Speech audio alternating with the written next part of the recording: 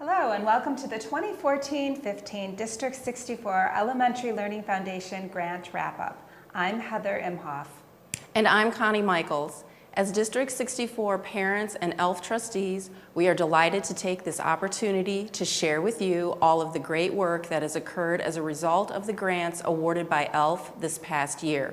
First, we'll take a look at the grant that allowed us to be recording this presentation today, the Emerson Middle School Digital Media Lab, written by Diane Olson, Kara Pottinger, Karen Corsello, Susan Glines, and Dan Parakar.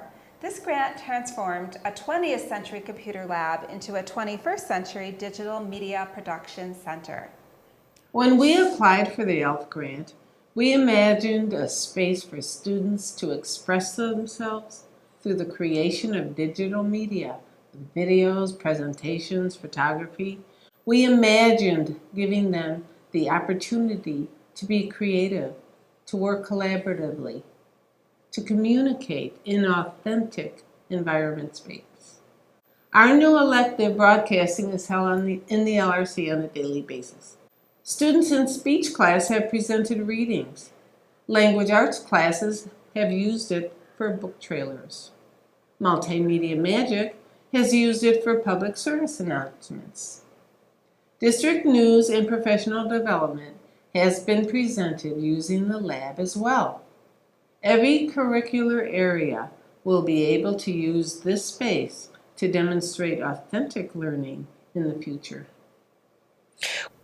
We are fortunate to be in a district that values innovation and recognize the urgency to be at the forefront of digital and informational needs.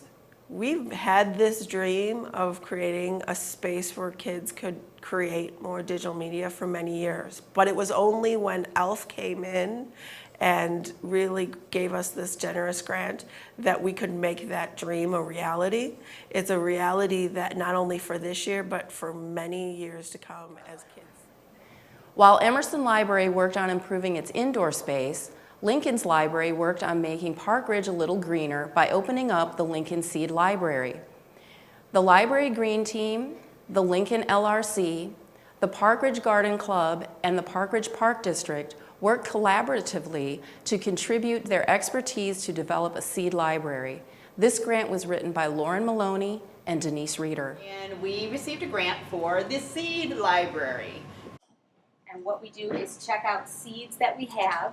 These are very special seeds that you can't usually buy in stores. They're heirloom seeds that are usually more than 50 years old, and they have been propagated for years and years and years. And they are in danger of being lost because people tend to buy their seeds at Home Depot or order burpees online, that kind of thing. So these are pretty specific. So these are seeds that we check out, and we hope that our patrons will go ahead and grow out the plants. We have vegetables and flowers and herbs, and we hope that they'll grow them out and be able to retain the seeds from the plants that they have and then return them back the next year.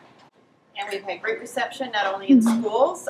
This year we worked with the 7th grade teachers, and the kids are doing science experiments. Some of them are comparing regular genetically modified seeds, which are made so that you have to buy new ones every year, and comparing it to our heirloom seeds, which are good year after year after year.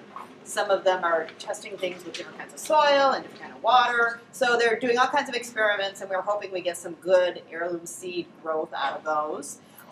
We have also, Farmers Market has been very welcoming to us, and this year we will go back in at the very first Farmers Market, and we will offer our seeds. The cost of seeds isn't really expensive, but getting all of this set up, the envelopes and the labels and the jars and the publications and the worm bin, those are all things that ELF helped to provide for us, and I believe we're living out ELF's message because we aren't just offering things to our own students, but we're offering it district-wide, and we're giving back to the community. So I think it's really a win-win-win for everybody.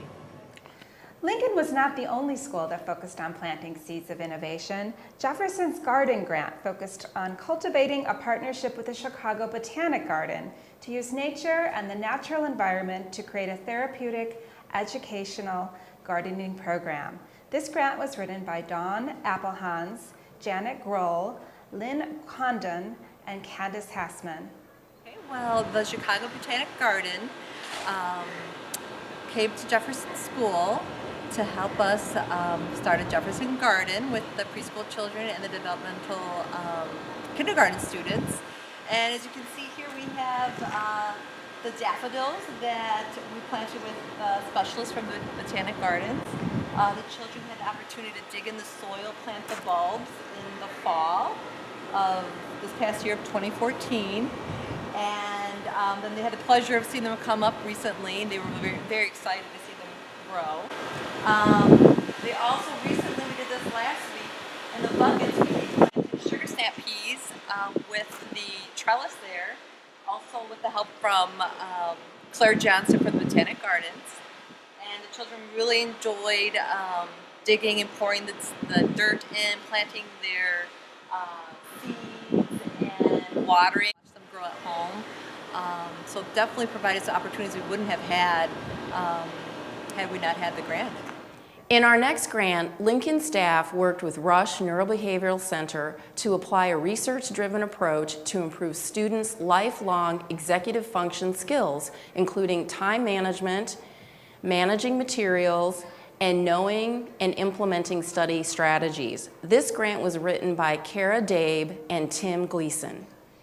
So this year, we started out with training of all of our 6th grade teachers, all of our ASC teachers, all of our support special ed teachers. So all of the teachers who would work with the group of students within executive functioning, they went to an all-day training in the fall. September. In September.